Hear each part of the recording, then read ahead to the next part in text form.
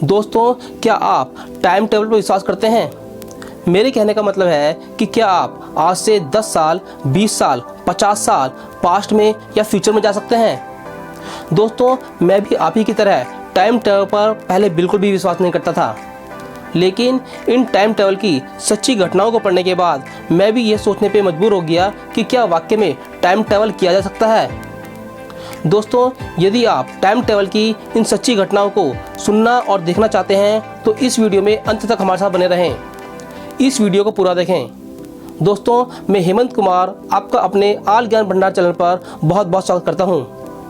दोस्तों, यदि ये वीडियो आपको पसंद आता है तो इसे लाइक करें, अपने दोस्तों को शेयर करें, हमारे चैनल आल ज्ञान भंडार चैनल को सब्सक्राइब करें, बेल आइकन को दबाकर ऑल नोटिफिकेशन को ऑन कर लें, जिससे कि आगे आने वाली वीडियो का नोटिफिकेशन आपको समय पर मिल जाए।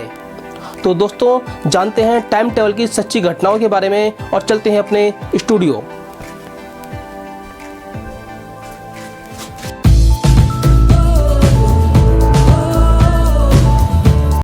दोस्तों, आज का हमारा एपिसोड टाइम ट्रैवल के बारे में है। समय यात्रा की टॉप 10 रहस्यमय घटनाएं, जिसको कई लोग मानते हैं कि यह असंभव है और कई लोग इसे संभव भी मानते हैं। यदि कोई टाइम ट्रैवल को असंभव मानता है तो यह बात यहीं खत्म हो जाती है, लेकिन कोई टाइम ट्रैवल को संभव मानता है तो क्यों मानता है और उसके क्या सबूत हैं, वो हम आज आपको बताएंगे। चलिए आज जानते हैं दुनिया की 10 सच्ची रहस्यमय घटनाओं के बारे में। दोस्तों, साल 2008 के दिसंबर में जब चाइनीज शोधकर्ताओं ने एक 400 साल से भी ज्यादा पुराने पत्थर को तराशा तो उसमें से उनको एक अंगूठी के आकार की 100 साल पुरानी घड़ी मिली, जिसमें टाइम 10:06 पर रुका हुआ था। यह घड़ी स्विट्जरलैंड में बनाई गई थी।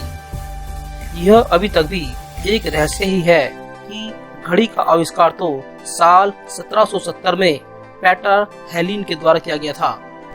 तो फिर यह घड़ी इतने पहले कहां से आ गई थी और इसको किसने बनाया? आज से 500 साल पहले तो स्विट्जरलैंड का कोई अस्तित्व ही नहीं था, लेकिन इस घड़ी को स्विट्जरलैंड में बनाया गया था। तो आखिर यह घड़ी इतने समय पहले कैसे आ गई?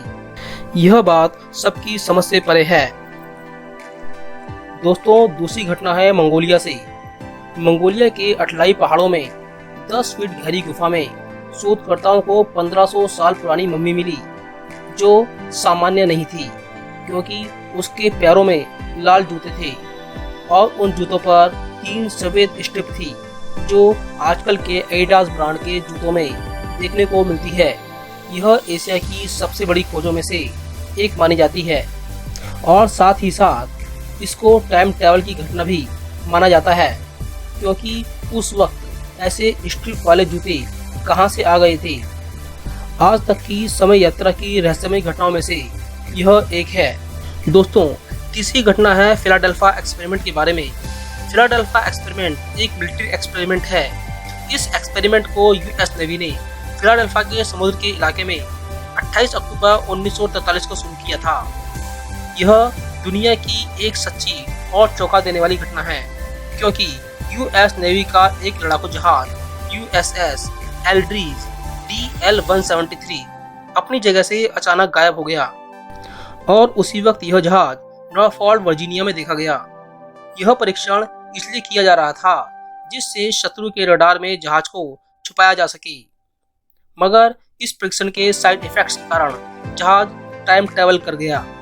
और इसके बाद भी चौंकाने वाला सच यह है कि जब वर्जीनिया में जहाज को देखा गया तो जहाज में मौजूद सभी लोगों के शरीर के अंग जहाज में फंसे हुए थे, मानो टाइम ट्रैवल के दौरान उनके शरीर के हिस्से जहाज में फंस गए हों। कुछ लोग जहाज से गायब भी थे, जिनका पता आज तक नहीं लगा। आप इस घटना की विकिपीडिया भी पढ़ सकते हैं। चौथी घटना है सन 1935 की, जब air marshal sir Victor Goddard ने अपने विमान हॉकर हार्ट पर एक परीक्षण किया था। जब वे स्कॉटलैंड से अपने देश के लिए यात्रा कर रहे थे, तब उन्होंने अपने नियमित रास्ता बदलकर एक अनजान रास्ते से जाने का फैसला किया, जो एडिनबर्ग शहर के करीब ही था। जिस रास्ते से वे जाने वाले थे वह बंद पड़ा हुआ एयरवेज था। अपनी यात्रा के दौरान उनको एक भयानक आंधी का सामना करना पड़ा और उनका विमान अनियमित होकर जमीन पर आने लगा।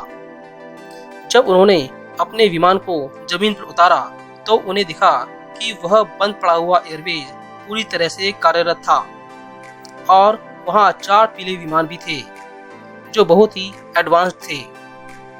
जब वह 4 साल बाद वहां एक्सपेरिमेंट करने पहुंचे तो उनको वही 4 विमान फिर वहां दिखाई दिए जिनको उन्होंने 4 साल पहले ही देख लिया था। लेकिन इन सब विमानों का आविष्कार उनके देखने के कई सालों बाद हुआ। दोस्तों, 5वीं घटना मॉन्टॉक प्रयोगशाला से जुड़ी है।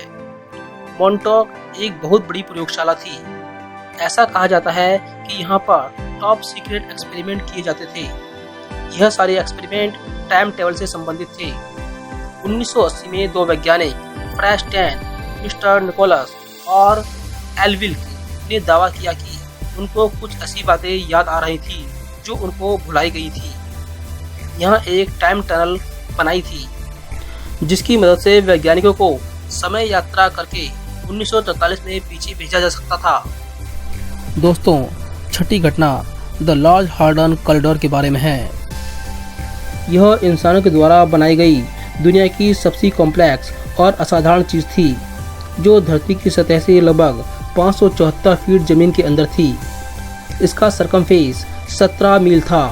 यह दुनिया की सबसे खतरनाक और सबसे शक्तिशाली एटम स्मैशर थी जो प्रोटॉन को एक दूसरे पर इतनी स्पीड से टकराती थी जो लाइट की स्पीड के बराबर था। यह टकराना इतना शक्तिशाली था कि साइंटिस्ट को डर लगने लगा था कि कहीं इससे ब्लैक होल की उत्पत्ति ना हो जाए जो पूरी दुनिया को समाप्त कर देगा। इस कॉरिडोर ने ही साल 2012 में हिग्स बोसन का शोध किया था जिसको हम गॉड पार्टिकल या ईश्वरीय कण भी कहते हैं, जिससे यूनिवर्स के द्रव्यमान का पता लगाया जा सकता है। गॉड पार्टिकल के साथ ही एक और पार्टिकल का आविष्कार हुआ था जिसको हिग्स सिगलेंट के नाम से जाना जाता है। साइंटिस्ट के अनुसार यह पार्टिकल इतनी ज़बरदस्त क्षमता रखते थे कि 5th डायमेंशन में जाने की ताकत रखते थे और वहां से पास्ट और फ्यूचर में जाने की भी ताकत रखते थे। दोस्तों, 7वीं घटना है रुडोल्फ फ्रेंच के बारे में।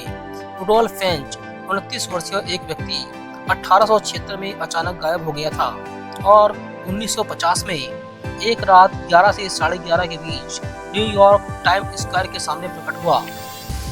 उसे देखकर आजू बाजू के तमाम लोग आश्चर्यचकित हो जाते हैं क्योंकि उसकी वेशभूषा वहाँ के सभी लोगों से भिन्न थी, क्योंकि उस व्यक्ति ने 18वीं सदी के कपड़े पहने थे और वह व्यक्ति भी आसपास के माहौल को देखकर हैरान और परेशान हो जाता है और घबरा जाता है, मानो जैसे उसे लग रहा हो कि वो किसी अलग ही दुनिया में आ गया हो। इसी बीच वो कुछ समझ पाए तब उसकी ओर तेजी से एक टैक्सी आती है और उसकी उस दुर्घटना में मौत हो जाती है। चौंकाने वाली बात यह है कि जब पुलिस ने उस व्यक्ति की जांच की तो उसकी जेब में कुछ अजीब चीज़ें मिली। उसकी जेब में रुडोल्फ फ्रेंच नाम का एक बिजनेस कार्ड था, $20 और एक लेटर भी था जो 1976 में फिलाडेल्फिया के एक पते पर भेजा जाना था। दोस्तों, 8वीं घटना चार्ली चैपलिन के फिल्म की प्रमोशन से जुड़ी है। 1928 में चार्ली चैपलिन की फिल्म में प्रमोशन के दौरान एक फुटेज सामने आया जिसमें एक महिला सेलफोन पर बात करती हुई कैमरे में कैद हुई है। उस वक्त तो किसी ने इतना ध्यान नहीं दिया, लेकिन जब बाद में इस वीडियो पर गौर किया गया तो देखा गया कि महिला सेलफोन पर बात कर रही थी, जबकि 1928 में तो सेलफोन का आविष्कार ही नहीं हुआ था। इस वीडियो को बनाने वाले फिल्म मेकर गर्ग क्लार्क ने इस वीडियो को कई लोगों को दिखाया पर कोई इस महिला को पहचान नहीं पाया। दोस्तों, 9वीं घटना है टाइम ट्रैवलर एंड्रे डी बेसागो के बारे में। उन्होंने दावा किया है कि वह एक टॉप सीक्रेट ऑर्गेनाइजेशन डरपा में काम कर चुके हैं। वे इस बात का दावा करते हैं कि जब वे 7 वर्ष के थे तब 1968 से 1972 तक उन पर कई ऐसे प्रयोग किए गए जिससे उनको टाइम स्पेस और पैरेलल स्पेस में भेजा गया। वे कहते हैं कि बच्चों के पास ऐसी अद्भुत शक्ति होती है जिससे टाइम ट्रैवल के दबाव को नियंत्रित किया जा सकता है। उनका दावा है कि उनको 1980 में धरती का राजदूत बनाकर मंगल ग्रह पर भी भेजा जा चुका है। उन्होंने अपने एक इंटरव्यू कॉस्ट टू कॉस्ट में बताया कि वह भूत और भविष्य की समय यात्रा भी कर चुके हैं और भूतकाल में जाकर अब्राहम लिंकन से भी मिल चुके हैं। उनका एक फोटो भी है जिसमें वे लिंकन के साथ दिख रहे हैं। साथ ही इस इंटरव्यू में जो बताते हैं कि वो 2045 में जाकर खुद से मिल चुके हैं। 10वीं घटना है mysterious man in the book. साल 1974 में प्रिंट की हुई एक किताब मिली जिसमें पुराने ज़माने की स्टोरी और फोटोग्राफ थे जो कि कैप स्कॉट की थी, जो अब कनाडा और अमेरिका के बीच है। उस किताब में एक फ़ोटो सबसे चौंका देने वाली थी जिसमें सभी आदमियों को फ़ोटो के बाद देखा गया था और पहचाना गया था। सभी ने 1970 के ज़माने के कपड़े पहने थे, लेकिन एक इंसान उसमें ऐसा भी था जो मॉडर्न कपड़ों और मॉडर्न हेयर स्टाइल के साथ फ़ोटो में नज़र आ रहा था। दोस्तों, यह सारी घटनाएं सच्ची घटनाओं पर आधारित हैं। तो आपको टाइम ट्रैवल की इन घटनाओं के बारे में हमारा यह एपिसोड कैसा लगा? यदि यह एपिसोड आपको पसंद आया हो तो हमारे इस एपिसोड को लाइक करें, अपने दोस्तों को इस एपिसोड को शेयर करें, हमारे चैनल आल ज्ञान भंडार चैनल को सब्सक्राइब करें, बेल आइकन को दबाकर ऑल नोटिफिकेशन को ऑन कर लें जिससे कि आगे आने वाली वीडियो का नोटिफिकेशन आपको समय पर मिल जाए। तो दोस्तों, अगली वीडियो के साथ फिर मिलते हैं। धन्यवाद।